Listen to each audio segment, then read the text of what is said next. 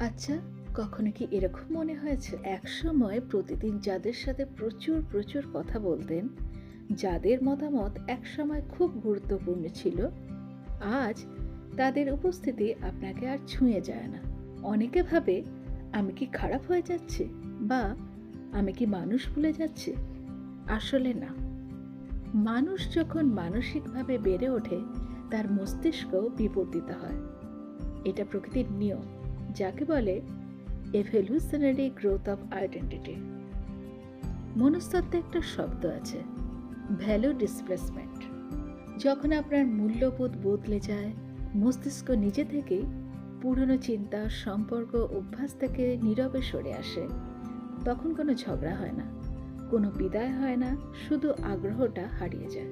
আপনার মস্তিষ্ক সব সময় আপনার ভবিষ্যতের সাথে মানিয়ে নিতে চায়। নতুন লক্ষ্য, নতুন নিউরাল প্যাটার্ন। ফলে যেসব সম্পর্ক আপনাকে আর এগিয়ে নিয়ে যেতে সাহায্য করে না, মস্তিষ্ক সেগুলোর আবেগিক সংযোগ কমিয়ে দেয়। এটাকে বলে সোশ্যাল প্রুনিং। যেমন গাছ বাড়ার জন্যে পুরনো ডাল ছেঁটে ফেলা হয়। একাকিত্ব মানেই কিন্তু ক্ষতি না। এই সময়টা খুব নিস্তব্ধ, কিন্তু সত্যিটা হলো এটা মানুষের অনুপস্থিতি নয়, এটা রূপান্তরের উপস্থিতি।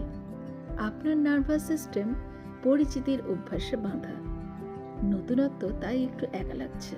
ইতিহাস দেখলে দেখবেন সব থেকে আত্মসচেতন মানুষগুলোই একটা সময় ভুল বোঝা, বিচ্ছিন্ন, একা ছিল। কারণ গ্রোথ শুরু হয় চুপচাপ, নির্জনে। ভিড় কখনো আপনাকে নিজের সাথে পরিচয় করিয়ে দেবে না। যখন আপনি বুঝবেন আপনি সবাইকে ছাড়িয়ে গেছেন, তখন আপনাকে বাইরের প্রশংসা আর উত্তেজিত করবে না।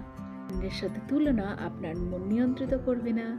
শান্তি এখন আপনার কাছে অনেক বেশি মূল্যবান, মনোযোগ নয়। এখন কম মানুষ, কিন্তু গভীর সম্পর্ক, এটাই যথেষ্ট। এই লক্ষণগুলো অহংকার নয়, এগুলো মানসিক পরিণতির চিহ্ন। শেষ কথা, নিজেকে দোষ দেবেন না। সব মানুষ আপনার জীবনের প্রতিটা অধ্যায়ের জন্য কিন্তু নয়। কিছু মানুষ পাঠ, গন্তব্য না। যাদেরকে ছাড়িয়ে আপনি এগিয়ে এসেছেন, তারা আপনাকে তৈরি করেছে, কিন্তু থামিয়ে রাখার জন্য না। আউটগ্রো করা মানে হারানো না, আউটগ্রো করা মানে নিজের ভবিষ্যৎ সত্তার জন্য জায়গা তৈরি করা। সবাই বোঝার জন্য নয়। আপনার গ্রোথ আপনাকে একা করবে, কিন্তু একই সঙ্গে আপনাকে অদম্য বানাবে। যদি আপনি এই ফেজের মধ্যে দিয়ে যাচ্ছেন, তবে কমেন্ট করুন আই অ্যাম ইভলভিং। লাইক করুন, সাবস্ক্রাইব করুন, কারণ এই চ্যানেল তাদের জন্য যারা গভীরভাবে ভাবে।